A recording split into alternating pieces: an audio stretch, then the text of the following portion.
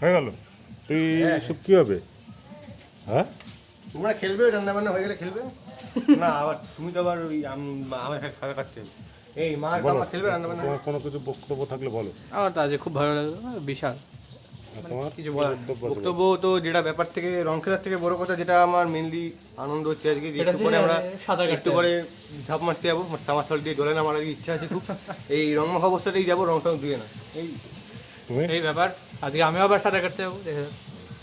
যাই হোক, আমরা এখন দেখছি সাঁতারের জন্য প্রস্তুত হচ্ছে, তেল মেখেছে, এইবার নামার প্রস্তুতি নিচ্ছে। জানি না সাঁতার কাটতে আসলে উনি পারেন কিনা, কিন্তু একটা চেষ্টা আছে। আমরা সেই চেষ্টাটাকেই কুর্নিশ জানাচ্ছি। আমরা এখন নামতে চলেছি পুকুরে। অনেক দিন পর সাঁতারু আবার গ্রামে ফিরে এসছেন। উনি আবার একটুখানি কসরত করে নিচ্ছেন। হ্যাঁ ঠিক আছে। আচ্ছা সাঁতারু, আপনি কি কিছু বলবেন? একটুখানি বলুন। আর বলার তো কিছু নেই, কি বলবো আর, বলুন। বলার কিছুই নেই। এই এখন লোকে দেখছে যে এখানে দিয়ে নামবে, সেই জন্য অনেকক্ষণ ধরে আমরা এটা নিয়ে রিসার্চ করলাম। অবশ্যই আমি এই জায়গাটা দেখো, এই যে এই জায়গাটা দিয়ে ভাবলাম যে এই জায়গাটা দেখুন অনেকটা জলের সামনে নিচু আছে, এই জায়গাটা দিয়ে আশা করি নামা যাবে এবং আশা করি উঠতেও প্রবলেম হবে না। তো দেখা যাক। ঠিক আছে, তাহলে এখন এই পর্যন্তই, আমরা তাহলে নাবি। একটু পরেই নামা হবে আর কি। তো এই যে জলটা দেখো, এই জলে আমরা এখন এই লাভটা মারবো আর কি একটু পরে। ছোট বাবা, তোমার ফিলিংস বলো। ফিলিংস কি আর, সাঁতারটা শিখবো আর কি। তা আগে তো ভেসে থাকা শিখতে হবে, দেখি কত দূর কি পারা যায়। আজকে যে জলে নামতে যাচ্ছ, তার আগে তোমার কি অনুভূতি হচ্ছে? বুকের মধ্যে একটু ধকপক ধকপক করছে। আচ্ছা, এর আগে কোনোদিন তুমি জলে নামোনি তো? একবারই নেমেছি, সেইবার, তারপর আর ভয় আর নামি। আচ্ছা আচ্ছা আচ্ছা, এই ব্যাপারে আপনার অনুভূতি কি? আমি আগে একবার নেমেছিলাম, হালকা হালকা শিখেছিলাম সাঁতার, মানে ভাগাটা আগেই শিখতাম, মানে শেখা হয়েছিল।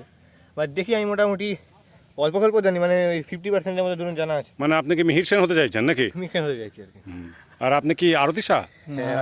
তাহলে আপনি কি হতে চান বলেন? আপনি কি ফেলপস, মাইকেল ফেলপস? ফেলপসও না, তাহলে কি? কিছুই না, আমি জাস্ট সাত্বিক মজুমদারই থাকি। আচ্ছা থামো থামো থামো, এখনও স্টার্ট করলে হবে না। আমি নামবো, আমি তো একটু দেখতে চাই এরকম জলটা কি অবস্থাতে আছে। আমি আগে নাবি, পরিস্থিতি বুঝি, কারণ দুজনেই তো একদম শিক্ষানবিশ। একজন ডুবে গেলে চলবে না, একদিন মিডল সাঁতারু আর একদিন প্রো সাঁতারু। তো ঠিক আছে, নাও।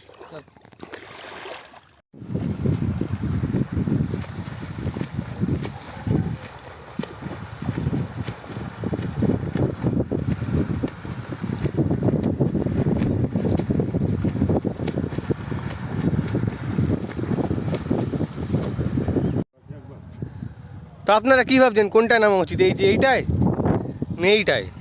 পুকুরের তো অভাব নেই, কিন্তু কোনটা সঠিক সেটা একটু বুঝে নামতে হবে কিনা, বুঝতেই পারছেন। বড় সড়ো সাঁতারু আছি আমরা। তো বলো, আজকে তুমি প্রথমবার স্নান করলে এই জলে, তো আজকে তোমার অভিজ্ঞতাটা বলো। অভিজ্ঞতা তো ভালোই, কিন্তু ওই প্রথম দিকে কষ্ট হচ্ছিল, লাস্টের দিকে মোটামুটি একটু ঠিক হয়ে গেল, স্টেবল হয়ে গেল। আর আপনারা আমার সাথে তো দেখলেন, মানে আমি যদিও একদমই নভিস আছি, তো আমি মোটামুটি কাটলাম আর কি, ওই আপনারা আগের ভিডিওতে দেখেছেন। আর এই যে ইনি আমার কাকা, এই কাকার নাকি বহু বছর পরে আমি বললাম বলে, মানে মানে আমি আর কি ব্যাগটা তুলেছিলাম, চলো জলে সাঁতার কাটবো, সেই জন্য সাঁতার কাটা হলো। আর এই যে বহু বছর পরে, আর এই যে আমার বাবা, ইনি একেবারে মানে অত্যন্ত ভালো সাঁতারু। এই ব্যাপার স্যাপার।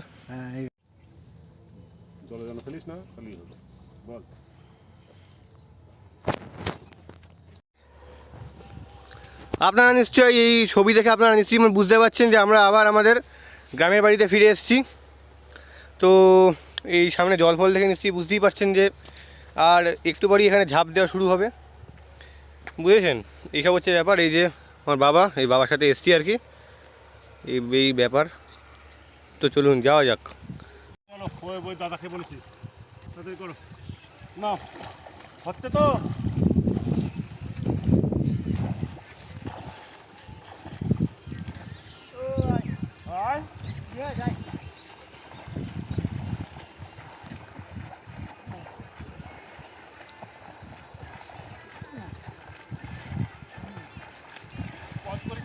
যায় তারপর করবি।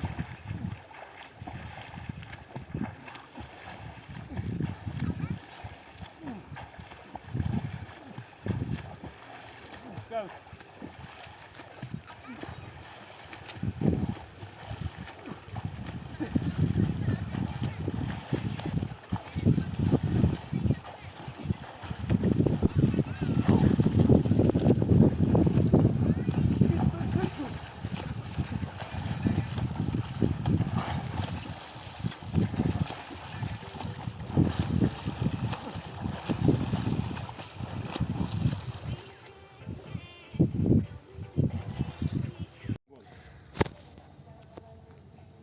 নমস্কার, আমরা আবার চলে এসেছি আমাদের প্রতিদিনের ব্লগে।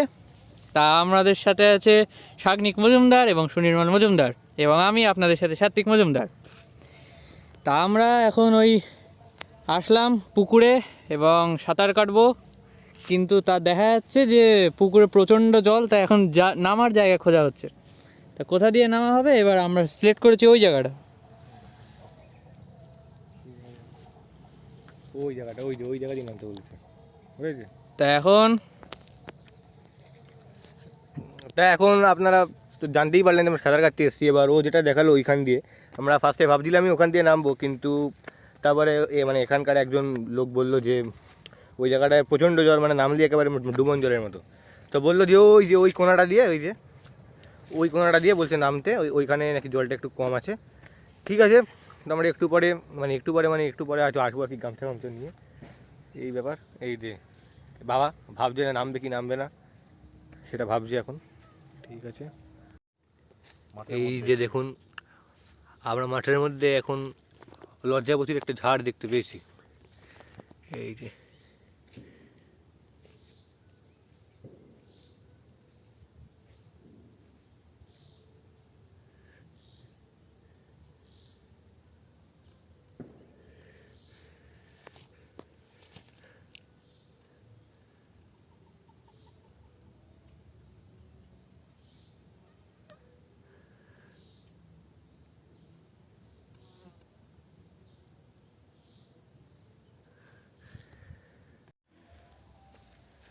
নমস্কার, শুভ বিজয়ার প্রীতি শুভেচ্ছা ভালোবাসা অভিনন্দন সবাইকে। বড়দের জন্য প্রণাম ও ছোটদের জন্য ভালোবাসা। তো আমি আমার মা বাবার সঙ্গেই পুজোর ছুটিতে আমাদের দেশের বাড়িতে আর কি করতেছি, বেড়াতে এসেছি। তো এসে আমরা আজকে পটল ক্ষেতের মধ্যে দিয়ে যাচ্ছি। প্রাতঃভ্রমণে বেরিয়েছিলাম আর কি, আমি আর আমার বাবা।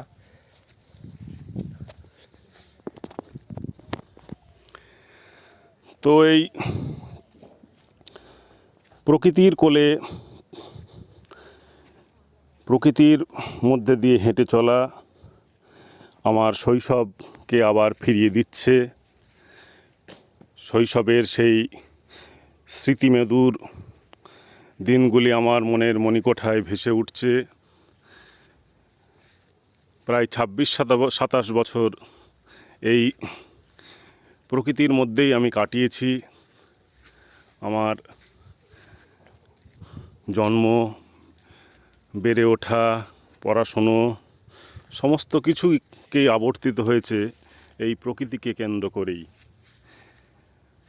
তো সেই প্রকৃতির বুকে আজ হেঁটে চলেছি। সকালবেলায় প্রকৃতির যে অপরূপ সৌন্দর্য, সেই সৌন্দর্য আপনাদের সঙ্গে ভাগ করে নেওয়ার লোভ সামলাতে পারলাম না। আর ছেলেকেও সেই প্রকৃতির সঙ্গে একটু পরিচয় ঘটানো, সেটাই আমার উদ্দেশ্য। সেই উদ্দেশ্যকে সামনে রেখেই আমরা চলছি। শৈশবের দিনগুলি বারবার মনে ভিড় করে আসছে, ছেলের সঙ্গে সেইগুলোই ভাগ করে নিচ্ছিলাম। বলছিলাম যে কচিকাঁচা যখন আমরা ছোট ছিলাম, আমাদের বন্ধুবান্ধব তাদেরকে নিয়ে মাঠ ঘাট ঘুরে বেড়ানো, সেই কবাডি খেলা, পিট্টু খেলা, গিয়ে জলে ঝাঁপ মারা, সকাল নেই সন্ধে নেই, ঠান্ডা লাগবে গরম লাগবে জ্বর আসবে, এসব ভাবনা চিন্তা নেই, কেউ কিছু বলার নেই।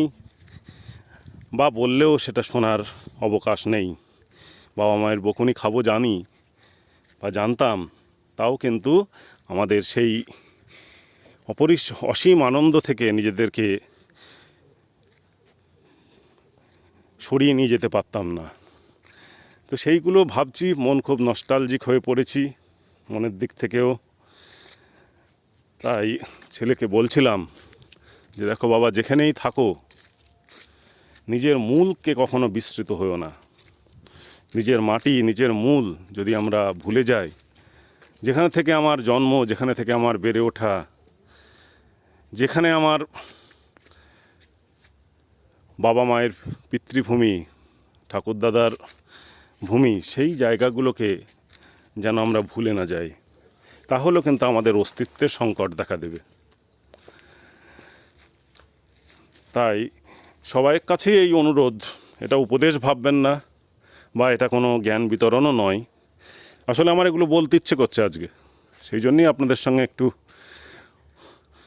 শেয়ার করে নিচ্ছি যে যেখানেই থাকি আমরা যেন যখনই একটু সময় পাই বা যখন আমাদের একটু অবসর পাই আমরা, তখন যেন আমরা আমাদের মাটিতে বারবার ফিরে ফিরে আসি, নিজের জায়গায়। তাহলে দেখবেন সেই যে শহরের যে একটা দমবন্ধ পরিবেশ, যেখানে বুক ভরে শ্বাস নেওয়া যায় না, প্রতিদিনের যে শব্দ দূষণ, বায়ু দূষণ, দৃশ্য দূষণ, সেই দূষণের মধ্যে দিয়ে আমাদের মনও যেন কিছুটা দূষিত হয়ে পড়ে। তো সেইখান থেকে একটু সরে যাওয়া, একটু সরে গিয়ে আবার নিজের গ্রামের নির্মল পরিবেশে কিছুদিন বা কয়েকদিন একটু শ্বাস প্রশ্বাস নেওয়া, বুক ভরা তাজা নিঃশ্বাস নিয়ে আবার তরতাজা হয়ে ফিরে আসা, তাহলে নিজেকেও আবার নতুনভাবে আপনি উপলব্ধি করতে পারবেন। তাই আমরা যেন আমাদের নিজের মাটিকে বিস্তৃত না হই। আমরা বিদেশ বিভূঁই অনেক জায়গায় অনেক ঘোরাফেরা করি, আনন্দ পাই, অনেক ব্যয় করি, কিন্তু নির্ভেজাল আনন্দ, কোনো ব্যয় নেই, খরচ নেই কোনো, কিন্তু প্রাপ্তির ভাণ্ডারে অনেক কিছু আছে। তাহলে সেই রকমই আমরা যদি একটু ফিরে ফিরে আমাদের নিজের জায়গায় আসি, তাহলে আমরা কিন্তু সেই অকৃত্রিম আনন্দ উপভোগ করতে পারবো। এবং কবির কথাই বলতে হয় যে বহুদিন ধরে বহু ক্রোশ দূরে, বহু ব্যয় করি বহু দেশ ঘুরে, দেখিতে গিয়েছি পর্বতমালা, দেখিতে গিয়েছি সিন্ধু, দেখা হয় নাই চক্ষু মেলিয়া, ঘর হতে শুধু 2 পা ফেলিয়া, একটি ধানের শীষের উপরে একটি শিশির বিন্দু। নমস্কার, ধন্যবাদ সবাইকে, ভালো থাকবেন, সবাইকে ভালো রাখবেন।